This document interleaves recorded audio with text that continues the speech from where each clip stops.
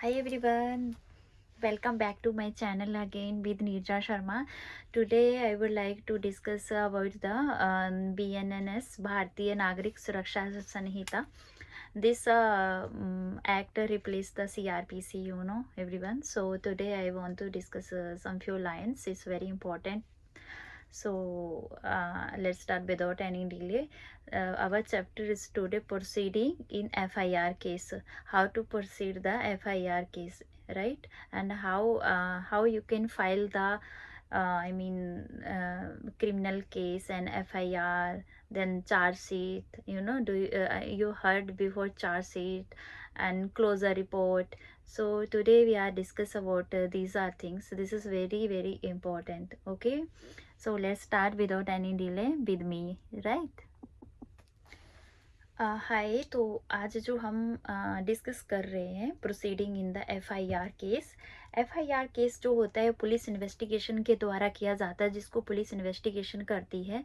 और इन्वेस्टिगेशन भी पूरा प्रॉपर तरीके से करती है, जैसे कि किसी का जो विक्टिम होता है उसके टेस्ट वगैरह करना, या कहाँ पे उसने अपराध किया है ना, तो उसके अकॉर्डिंग, या उसके घर पे किया है, चोरी किया है, किसी को मारा पीटा है, तो उस प्लेस पे जाके पूरा इन्वेस्टिगेशन करना, सारे एविडेंस कलेक्ट करना। ये सेक्शन 173 और 196 तक इसमें दिया हुआ है। जो हमारा सीआरपीसी की जगह पे रिप्लेस हुआ है न्यू एक्ट अभी, भारतीय नागरिक सुरक्षा संहिता 2023, राइट। सो नेक्स्ट हम यहाँ पे आते हैं कि चार्जशीट क्या होती है। चार्जशीट फाइल करते हैं। चार्जशीट जब फाइल करते हैं, जब वो इन्वेस्टिगेशन होने के बाद केस पूरा बन जाता है, तो फिर चार्जशीट फाइल कर देते हैं। मतलब उसके जितने भी कलेक्ट किया होता है एविडेंस, प्रूफ जो होता है, उसको हम चार्जशीट बोलते हैं। उसी में सारा उसका पूरा कलेक्शन होता है, सारे डॉक्यूमेंट्स होते हैं। क्लोजर रिपोर्ट और चार्जशीट सेम सेम होता है, बट क्लोजर रिपोर्ट जो होती है वो मतलब अगर उसने अपराध नहीं किया है तो उसको हम क्लोजर रिपोर्ट बोलते हैं, बट ये दोनों पुलिस के द्वारा ही मतलब प्रोसीडिंग होती है। और जो चार्जशीट होती है वो फाइल तब होती है जब हम उसने कोई अपराध किया है, तो उसके बिहाफ पे चार्जशीट फाइल होती है, ठीक है। नेक्स्ट हम देखते हैं कि court takes cognizance cognizance on, ये जो आता है ऊपर सेक्शन 193 में आता है, ठीक है, जो क्लोजर रिपोर्ट एंड ये ऑल दैट। सो नेक्स्ट हम देखते हैं court takes cognizance and don't cognizance. Okay, तो यहाँ पे जो कोर्ट होता है वो क्या करता है कि जो मैजिस्ट्रेट होता है वो एनालाइज करता है केस को, कि ये जो केस है ये कॉग्निजेबल है या नॉट कॉग्निजेबल है, ठीक है। तो इसमें मैजिस्ट्रेट क्या करता है, दोनों की तक मतलब दोनों दोनों तरफ का केस देख के, तो उसको अगर ये कॉग्निजेबल है तो ये 210 और एक्सेप्शन 1 क्लाउज बी में इसकी प्रोसीडिंग स्टार्ट कर दी जाएगी। मतलब केस बन गया है कॉग्निजेबल में। और मैं ऊपर लिखा हुआ है मैंने डोंट टेक, मतलब कि नहीं केस बन सकता, कोई उसने अपराध नहीं किया है। वो जज ने पूरा उसको, सॉरी मैजिस्ट्रेट ने पूरा उसको एनालाइज कर लिया, जो जज है, कि हाँ इस पे केस नहीं बन सकता है। तो उसमें केस नहीं बन सकता है तो उसके अकॉर्डिंग क्या होगा, केस डिसमिस किया जाएगा। अगर प्रोसीडिंग चल पड़ी है, केस स्टार्ट हो गया है, तो हम सेक्शन 227 के 227 एंड चैप्टर 6 के द्वारा मतलब इशू किए जाएंगे, क्या समन इशू किए जाएंगे, किसके लिए, जो अक्यूज्ड होगा। केस चल पड़ा है, कॉग्निजेबल है, तो उसके लिए हम समन और वारंट जारी किया जाएगा कोर्ट की तरफ से। ओके, क्योंकि अक्यूज को अपीयर करने के लिए जो डॉक्यूमेंट क्या रहेंगे, इसमें डॉक्यूमेंट क्या रहेंगे, डॉक्यूमेंट वही जो पुलिस ने इन्वेस्टिगेशन के तौर पे ये सारे विक्टिम के जितने भी टेस्ट या रिपोर्ट या जो भी मतलब डॉक्यूमेंट कलेक्ट किए थे, वो सारे डॉक्यूमेंट लिए जाएंगे और दिए जाएंगे और उसको अपीयर करने के लिए बुलाया जाएगा, राइट। और ये जो अक्यूज्ड का जितने भी डॉक्यूमेंट कोर्ट की तरफ से मंगाए जाएंगे, वो सेक्शन 230 में आएगा, 230 में आएगा, राइट। 230 में वो सेक्शन आएगा और उसमें सारे डॉक्यूमेंट जो हैं दिए जाएंगे। ओके, नेक्स्ट आता है यहाँ पे कि हेयरिंग ऑन चार्ज। तो हेयरिंग ऑन चार्ज की इस वो चाहता है कि हेयरिंग और चार्ज में कितने कितने चार्ज मीन्स कितने सारे इसके मतलब बिहाफ पे कितने एविडेंस कलेक्ट हुए हैं।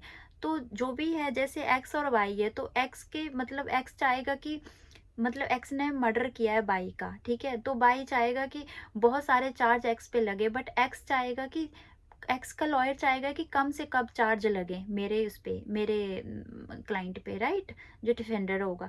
तो उसमें चार्ज कहाँ पे, ये तो फिर वो चार्ज भी चैप्टर 18 में दिया हुआ है, भारतीय नागरिक सुरक्षा के संहिता में, इसमें दिया हुआ है चैप्टर 18 में कि frame of the charge and discharge. अगर जज को, यहाँ पर भी जज को लगेगा, मैजिस्ट्रेट को, कि हाँ इसके चार्ज के अकॉर्डिंग केस बनता है और ज़्यादा चार्ज लगने चाहिए, तो ठीक है। तो फिर कोर्ट क्या करेगा कि एक फ्रेम ऑफ चार्ज बनाएगा, काफ़ी केस मतलब बड़ा बनेगा, काफ़ी सारे एविडेंस लगे कलेक्ट हुए थे, तो वो सारे एक एविडेंस रिपोर्ट बनेगी और काफ़ी चार्ज उस पर लगेंगे। बट अगर नहीं, कुछ केस में ज़्यादा इतना मतलब हैवी नहीं है, चार्ज नहीं लगे हैं, और उसने कोई ऐसा बड़ा मर्डर नहीं किया है, तो डिस्चार्ज हो जाएगा, तो कोई चार्ज नहीं लगेंगे, तो डिस्चार्ज हो जाएगा, केस को ख़त्म किया जाएगा, ठीक है। नेक्स्ट यहाँ देखते हैं, सेम वही प्रोसीडिंग है नीचे तक की, प्लीड ऑफ गिल्टी। अगर guilty plead chapter, do not plead guilty chapter 23 में आता है ये नेक्स्ट, ठीक है। ट्रायल स्टार्ट होगा फिर, अगर ट्रायल स्टार्ट होगा चैप्टर 90 से 22 तक ट्रायल स्टार्ट होगा, ठीक है।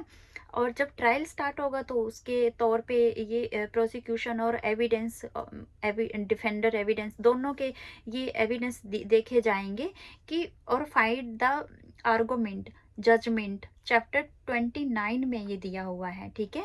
इनके दोनों की तरफ से मतलब एविडेंस देखे जाएंगे और उसके ऊपर आर्गुमेंट होगा, ठीक है।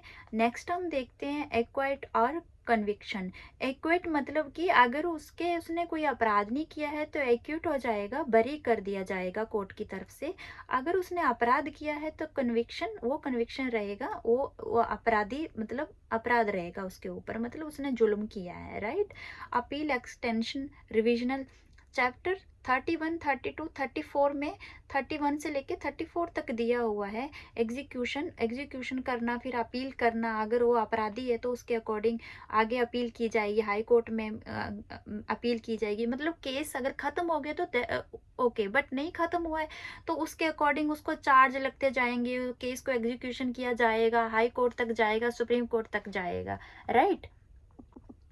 ऊपर मैंने आपको ये गिल्ट के बारे में थोड़ा नहीं बताया था कि प्ली ऑफ गिल्ट, अगर वो गिल्ट मान लेता है, गिल्ट ऑफ गिल्टी चैप्टर 23 में है कि वो अगर एक्यूज्ड गिल्ट मान लेता है तो ठीक है, अगर नहीं मानता है तो फिर वो ट्रायल स्टार्ट हो जाएगा, तो वो उसकी सज़ा भी कम हो जाएगी, बट वो नहीं मानता है तो ऑलरेडी केस जो है स्टार्ट हो चुका है, फ्रेमिंग ऑफ द चार्जेस, मतलब उसके ऊपर चार्ज लग चुके हैं, ठीक है। अगर गिल्ट मान लिया है उसने तो भी ठीक है, नहीं माना है तो भी ठीक है, ये मैजिस्ट्रेट जो है वो तय करते हैं।